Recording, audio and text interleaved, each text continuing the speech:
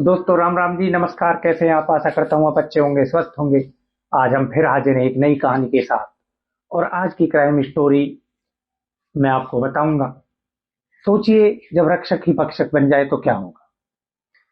ऐसे बच्चे जो पढ़ाई कर रहे हों, ऐसे सब्जेक्ट पर जो आगे चलकर क्राइम करने वाले व्यक्तियों को पकड़ने में सहायता करे। लेकिन जब वो ही बच्चे ये सोचने लग जाएं कि कैसे क्राइम करना है और कैसे एक परफेक्ट मर्डर करना है, तो फिर क्या कहा जा सकता है। तो आज की कहानी है दिल्ली की। और दिल्ली में एक इलाका है गांधीनगर। गांधीनगर की ये घटना है। बात है 6 अक्टूबर 2025 की। दिल्ली का एक इलाका, और वहां पर एक होता है रूम। वहां पर रात के करीब 2 बजे एक धमाका होता है। धमाका होता है, पुलिस आती है, चेकिंग की जाती है, इन्वेस्टिगेशन की जाती है। जब इन्वेस्टिगेशन की जाती है तो एसी में डिफेक्ट पाया जाता है। सारा कमरा कमरा जला हुआ, और उसी जले हुए कमरे में बीच में पड़ी हुई एक लाश। अब लाश को उठाया जाता है और हॉस्पिटल पोस्टमार्टम के लिए भिजवा दिया जाता है। जब पुलिस इन्वेस्टिगेशन होती है तो पता लगता है कि लाश एक लड़के की, करीब 32 साल का ये लड़का, और नाम है इसका रामकेश मीना। पुलिस रामकेश मीना की लाश को पोस्टमार्टम कराती है और अपनी इन्वेस्टिगेशन पे लग जाती है। अब जो ये रामकेश मीना होता है, जब इन्वेस्टिगेशन होती है तो पता लगता है कि ये यूपीएससी की तैयारी कर रहा था और यहाँ कमरे पर रेंट में रहता था। फॉरेंसिक्स की टीम आती है। फॉरेंसिक्स की टीम आकर सारे जो अपने सबूत हैं वो इकट्ठा करती हैं, फिंगरप्रिंट लेती हैं। पुलिस इन्वेस्टिगेशन होती है, और जब पुलिस आती है तो एक बात देखती है कि जो घर की कुंडी थी, लॉक, फॉरेंसिक्स भी आती है, वो भी यही देखती है। तो जो लॉक होता है घर का, अंदर से बंद होता है। जो सांकर होती है वो अंदर से लगी हुई होती है। अब पुलिस सोचती है, देखती है। पहले सोचा जाता है कि एसी में ब्लास्ट हुआ, और उसके बाद आग लगी और घर में जो सिलेंडर था गैस का, वो फट गया, और एक दुर्घटना में इस व्यक्ति की मौत हो गई। पहली नजर में ये देखने में ऐसा ही लग रहा था। फॉरेंसिक्स ने भी यही मान लिया और पुलिस भी यही मान रही थी। लेकिन पुलिस इन्वेस्टिगेशन करती है, और पुलिस इन्वेस्टिगेशन करती है तो एक, जो ये 6 अक्टूबर की रात थी, उससे पहले कैमरे देखे जाते हैं।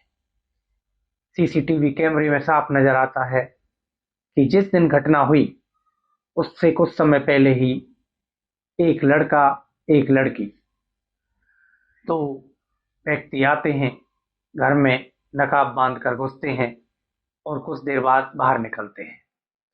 और उसके कुछ देर बाद ही एक धमाका होता है। अब पुलिस इसकी इन्वेस्टिगेशन करने लगी।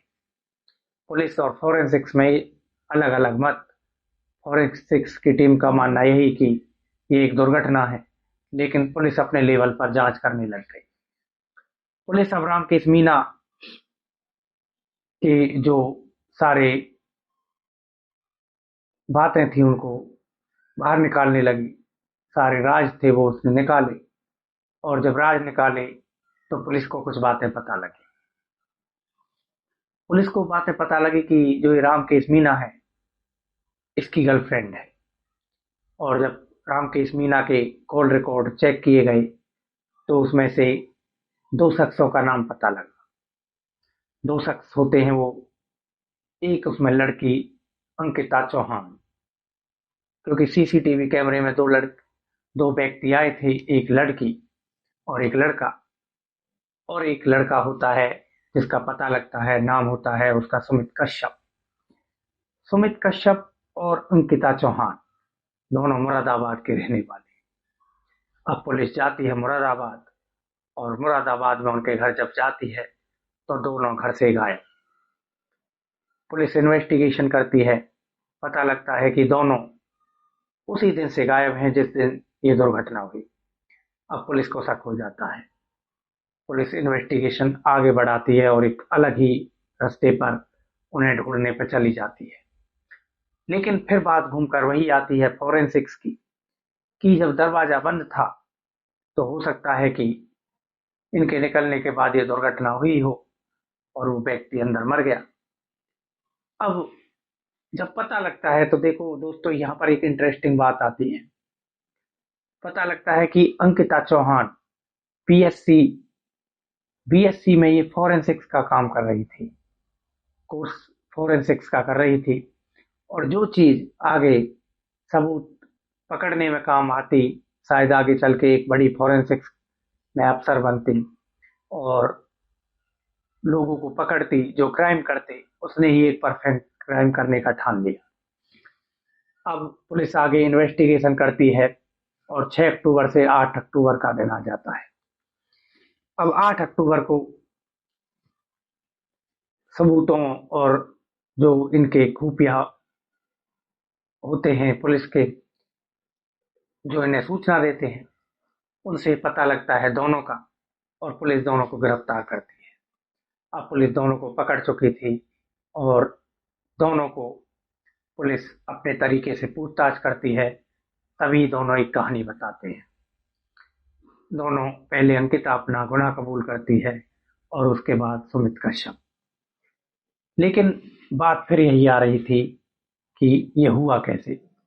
गुनाह कर कबूल करने के बाद सुमित कश्यप और अंकिता चौहान दोनों को ले जाया जाता है और फोरेंसिक्स की टीम और पुलिस दोनों एक मत थे नहीं, तो उससे पहले फोरेंसिक्स भी दोबारा से जांच करने का सोचती है उस घर का।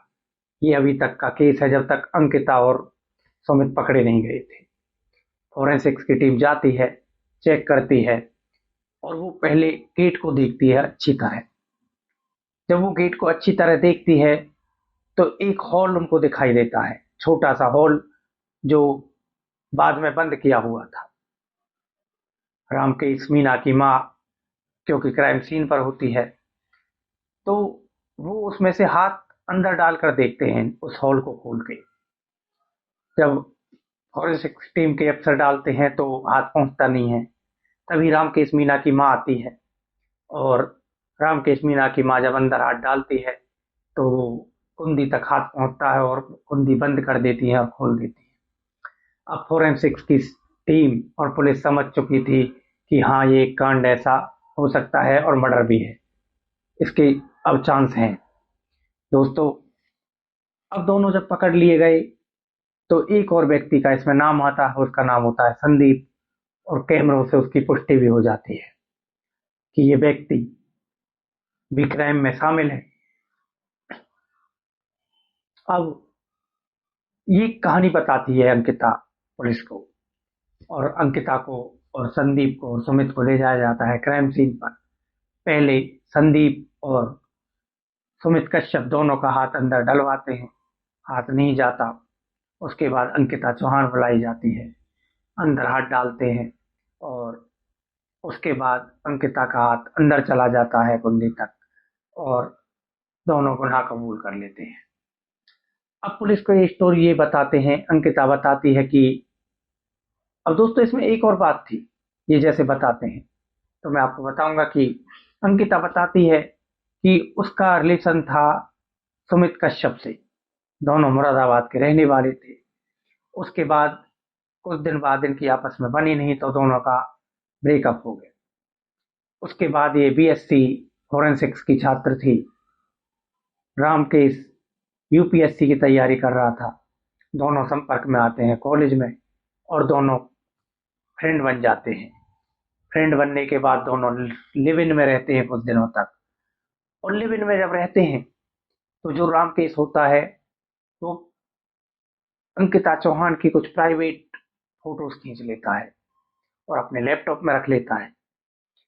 अब कुछ दिन चले गए तो अंकिता इसके लैपटॉप में देखती है अपने फोटोज, इसके आपत्तिजनक फोटो। अब अंकिता रामकेश से कहती है उन्हें डिलीट करने के लिए, लेकिन रामकेश मीना बार बार ये बात कहकर टाल देता कि अभी डिलीट कर दूंगा। अब जब बहुत दिन हो गए और रामकेश ने फोटो डिलीट नहीं किए तो अंकिता चौहान अपने एक्स बॉयफ्रेंड से संपर्क करती है और ये एक प्लानिंग बनाते हैं मर्डर की। अब इसमें कई तालमेल बैठाते हैं क्योंकि ये फोरेंसिक्स की छात्र थी। इसने सोचा कि ऐसा परफेक्ट मर्डर करेंगे कि कोई पकड़ा ही ना जाए। अब इसमें एक जो संदीप होता है, इसका एलपीजी की जो गैस है उसका गोदाम भी होता है, मतलब इसकी एजेंसी होती है। ये बुलाया जाता है और इसे नॉलेज थी एलपीजी की, कैसे कैसे क्या करना है। तो ये प्लान बनाते हैं मर्डर का कि पहले जाएंगे अंदर, रामकेश को बेहोश करेंगे या मारेंगे। उसके बाद एलपीजी सिलेंडर इसके फेस पर रखेंगे, जो उसकी नली होती है, और आग लगाएंगे और बाहर भाग जाएंगे। पहले आग लगेगी और जब तक सिलेंडर फटेगा हम दूर पहुंच जाएंगे। करते भी ऐसा ही है, आग लगाते हैं और भाग जाते हैं। पहले रामकेश को बेहोश करते हैं, गला घोट कर मार देते हैं, और उसके बाद आग लगाकर ये बाहर निकल जाते हैं। बाहर निकलने से पहले ये लैपटॉप से हार्ड डिस्क लेते हैं, लैपटॉप को वहीं छोड़ देते हैं। अब ये बाहर गए, नली में ये आग लगा के चले जाते हैं। धीरे धीरे आग सिलेंडर तक पहुंचती है, ब्लास्ट होता है और वहीं पर रामकेश जल जाता है। घटना दुर्घटना की तरह लगने लग जाती है, लेकिन शायद पकड़े भी नहीं जाते। लेकिन फोरेंसिक्स के जो अफसर होते हैं वो अभी अंकिता चौहान से बहुत ऊपर थे। अभी अंकिता छात्रा थी और वो इस फील्ड में बहुत पुराने थे।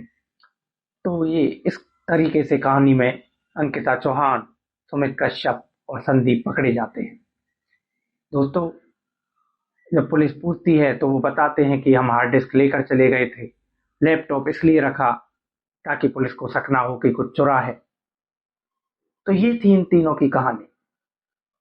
अब ये पकड़े गए हैं और तिमारपुर का ये केस दिल्ली के गांधीनगर में।